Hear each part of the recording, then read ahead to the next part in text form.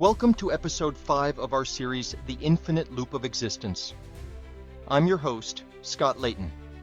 In the past few episodes, we've discussed the purpose of God's plan for us and our role. If you haven't watched those yet, please do so now. Today, we'll be expanding on that and discussing God's love for all His creation and His grace for all of humanity. And why is that necessary?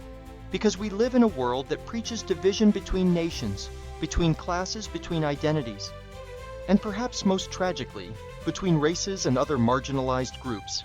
But what if I told you that race, as we know it today, is an illusion, a human invention, a social construct with no scientific or historical grounding?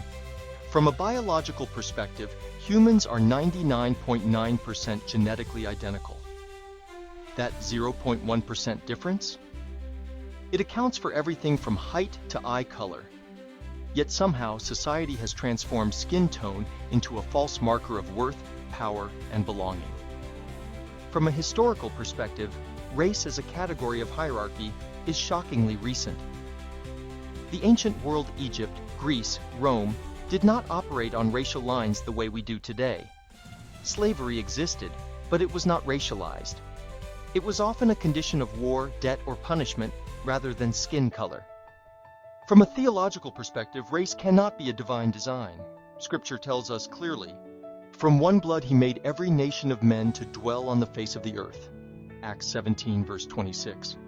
And yet, for centuries, people claiming the name of Christ used race as a tool of division, a means of justifying colonialism, slavery, and oppression. The so-called doctrine of discovery, issued in papal bulls like Dum Diversas, 1452, and Inter Caetera, 1493, allowed Christian nations to conquer and enslave non-Christian peoples. It was an outright perversion of the gospel, one that shaped centuries of violence and racial injustice. But here's the truth. God did not divide us, we divided ourselves. If we accept the logical framework of the infinite loop of existence, then we must also accept that God is the first cause, the foundation of all being. Everything that exists does so within God's plan, even if we do not fully understand it. Humanity was created in unity, not in division. This means we all belong. There are no superior or inferior groups, only one human family, bound together by divine grace. So where do we go from here? If race is a social construct, if division is man-made, then what do we make of identity, of difference, of how we live our lives? And this brings us to the next critical question. In the infinite loop of existence, how do alternative lifestyles fit into God's plan? Let's be honest, this is where the conversation gets uncomfortable. When we speak of alternative lifestyles, what do we mean? LGBTQ+ identities? Non-traditional relationships? Cultural and social expressions outside of historical norms? From a philosophical and theological standpoint, we must begin with first principles. If God is the first cause, then all existence is within His will.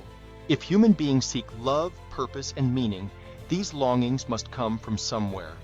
If we are created in the image of God, then dignity is inherent in all people. But here is the paradox.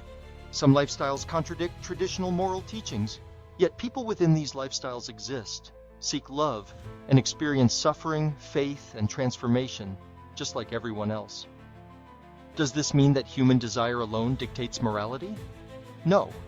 But does it mean that we must approach these questions with deep humility, grace, and understanding? Absolutely.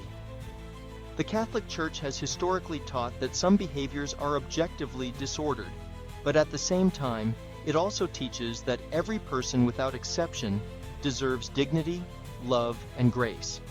Catechism of the Catholic Church. And here is where the Renaissance spirit challenges us to think deeper.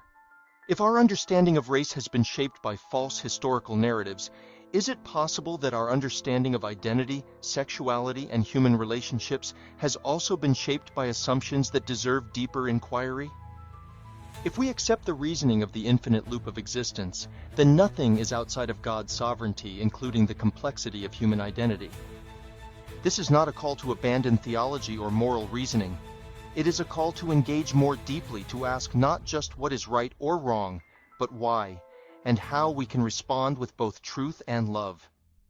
So where does this episode fit into the Renaissance spirit? It fits at the heart of everything we stand for: truth. uncovering the realities of history and science that have shaped the world. Justice, recognizing the errors of the past and working toward a better future. Faith not as a weapon, but as a guide for understanding, reconciliation, and grace. This episode is about more than just philosophy or theology. It is about seeing the world as it truly is, as a place of both division and unity, of suffering and redemption, of longing and hope. The true spirit of the Renaissance was a search for knowledge that did not fear the consequences of truth. It challenged assumptions. It rediscovered what had been lost. And that is what the Renaissance spirit seeks to do today. Will you engage? Will you wrestle with the hard questions? Will you pursue both truth and grace, not just for yourself, but for the world? Subscribe, share, be part of the conversation. History has not died, only our understanding of it. The Renaissance spirit is alive. Will you answer its call?